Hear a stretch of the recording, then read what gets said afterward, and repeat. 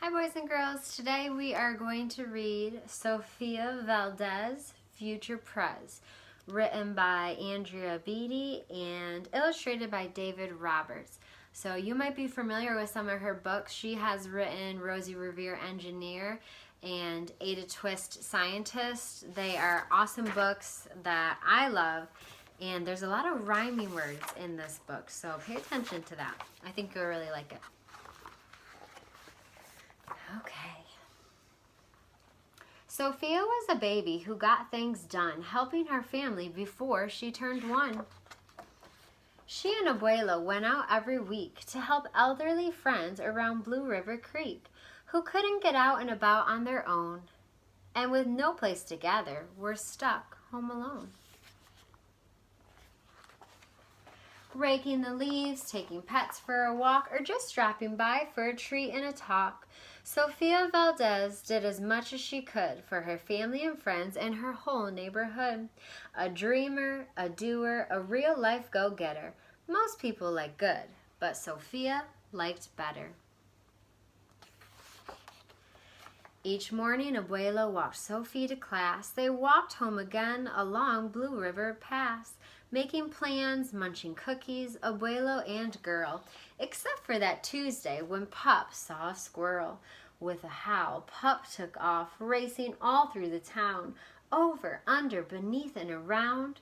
Sophia scrambled to try to keep up with the hollering man and the bellowing Pup.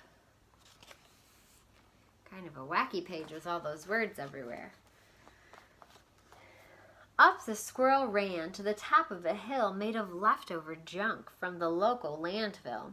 They reached the tip-top of the mountain of trash, which jiggled and broke with an ear-splattering crash. Down they all tumbled and hit with a thud on a moldy old pumpkin surrounded by mud. Ouch, cried Abuelo. He struggled to stand. A dangerous mess, he said, grasping her hand. The next day, Sofia walked to school solo, but it wasn't the same without her Abuelo. This is not right, declared young Sofia, who glared at Mount Trashmore and got an idea. The very next morning at 1:30 dawn, she planted a sign at the front of the lawn. She stood back and smiled, and Pup gave a bark. Get rid of Mount Trashmore. Let's build a new park. That sounds like a good idea. Each of her neighbors had something to say about benches and fountains and places to play. Meeting spots, gardens, a basket for bees, a rubber duck pond, and a kiosk for cheese.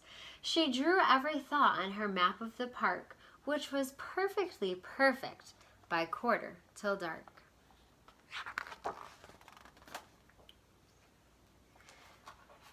She drifted to sleep in her soft, cozy bed. Then, bam! She woke up when a thought smacked her head. Her heart skipped a beat, and she realized each one of her neighbors had said, "Let me know when it's done." They all thought Sofia could build it alone, but how could one girl do so much on her own? The weight of that thought made her tender heart ache as night thunder growled and she lay wide awake. Then dawn brought a storm and the gloomy sky wept, and the heartsick Sofia finally slept. Abuelo baked cookies when Sophie got up. He gave her a bagful and sneaked one to Pup. He blinked back a tear as he hugged his Sofia. For courage, he whispered, Ti amo mi vida. Sofia's knees wobbled. She felt weak inside. She looked at his ankle and quite nearly cried. Though she didn't feel brave or courageous at all, Sofia Valdez went down to face City Hall.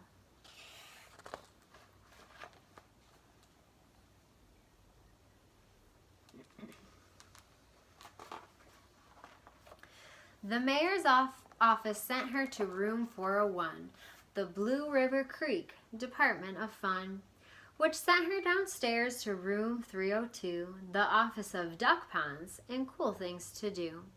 The office of monkeys, the department of cheese, the division of fountains and meetings and bees, then down to the basement so musty and cramped, where all the town's papers were sorted and stamped.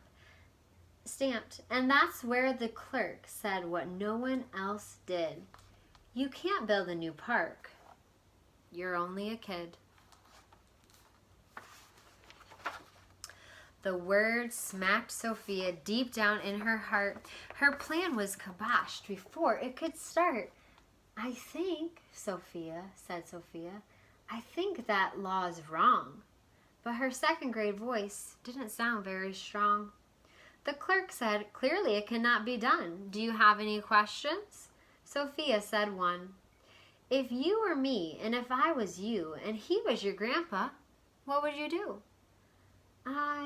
Well, said the clerk. Then she said nothing at all. She thought and she thought. Then she sent out a call to every employee throughout City Hall. The entire government of Blue River Creek crammed into the office to hear Sophie speak, but her words jumbled up and her cheeks turned bright red as a dozen emotions rushed into her head. Her heart beat so loudly she thought it would crack. The crowd leaned in closer. Sofia leaned back. Then her arm brushed the edge of the old cookie sack. And that was the moment when Sofia first knew being brave means doing the thing you must do, though your heart cracks with fear, though you're just in grade 2.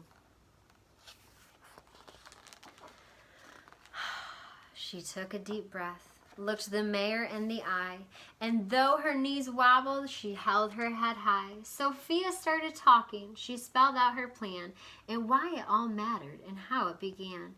And once she got rolling, she had lots to say about meeting spots, monkeys, and places to play, and other ideas for things they could do to help the town elders and other folks too. She had thoughts on the library, thoughts on the zoo, and perhaps a way to combine the two. And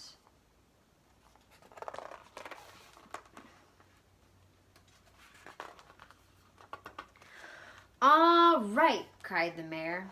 Go start a petition. If the town wants a new park, we'll form a commission.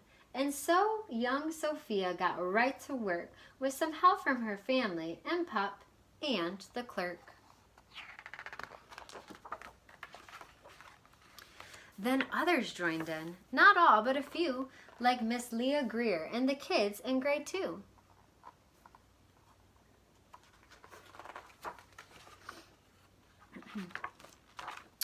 There were hearings and surveys and taxes to figure, then bulldozers, cranes, and a blue bigger digger.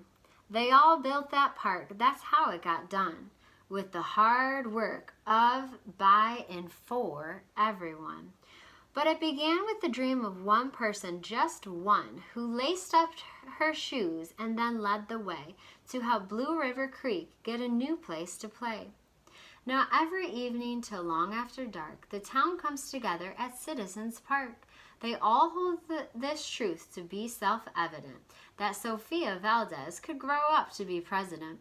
Until then, Sofia, that real-life go-getter, helps Blue River Creek get better and better.